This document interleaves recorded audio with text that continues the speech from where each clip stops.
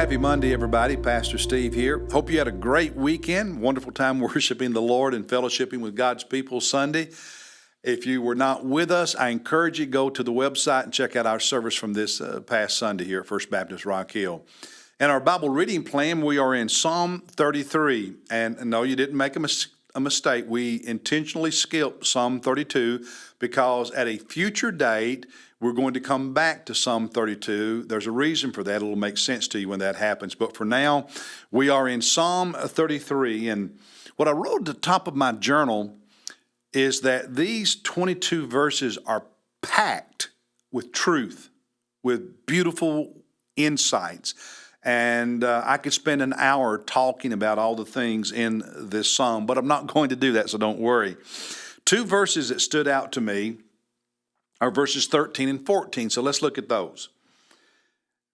He says, "The Lord looks from heaven. He sees all the sons of men. From his dwelling place, he looks out on all the inhabitants of the earth." There was something about that image that really grabbed my attention. God in heaven looking and seeing all of us, each of us, at all times, no matter what we're doing.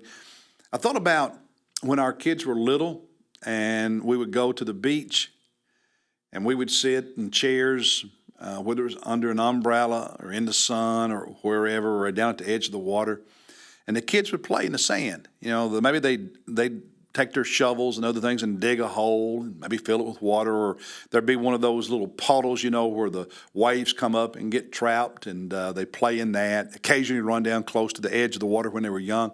And Mom and Dad, what we do, we sit back and we watch. And they don't even realize all the time that we're keeping an eye on them, but we are. We're watching them to make sure they don't go out into the water or they don't wander off.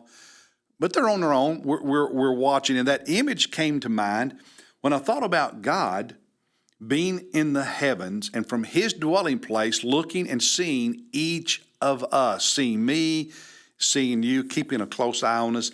And because we are his children and his servants, he pays special attention to us. Look at verse 18.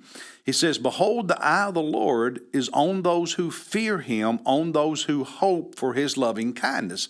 So those of us in a saving, loving, authentic relationship with Jesus Christ, God pays special attention to us.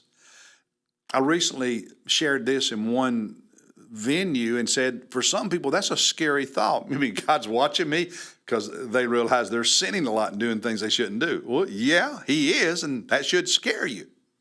But for those who fear the Lord and love the Lord, it should be an encouraging thought to know that you are never out of God's sight. You love him, he loves you, and he always sees you.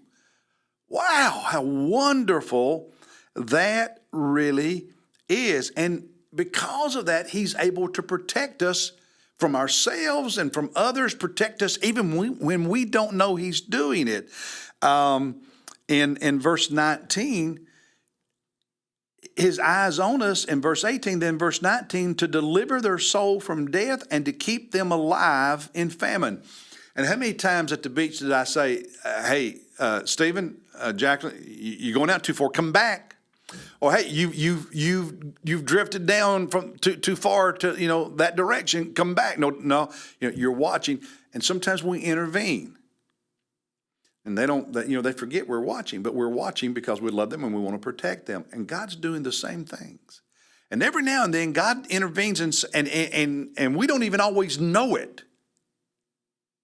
I think some of the greatest blessings in life are the ones we don't know anything about. The times God protected us and we did not know he protected us. But he did it because he's always got his eye on us. And yes, that may scare some people, but for me, that's a blessing. That's an encouragement. And that's what I pray it is for you. And my response, your response, our response should be the last three verses of Psalm 33, starting at verse 20. Our soul waits for the Lord. He is our help and our shield. For our heart rejoices in him because we trust in his holy name. Let your loving kindness, O Lord, be upon us according as we have hoped in you. Keep your eyes on God. Know that he's always looking at you, and that should be a blessing to you, but keep your eyes on him. Intentionally turn your heart, your mind, your thoughts, your eyes in the direction of the Lord.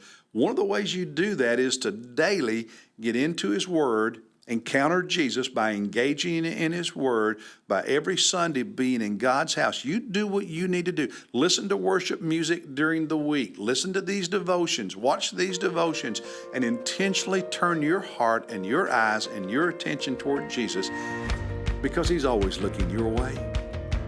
And be thankful for that. Hey, God bless you. I'll see you tomorrow.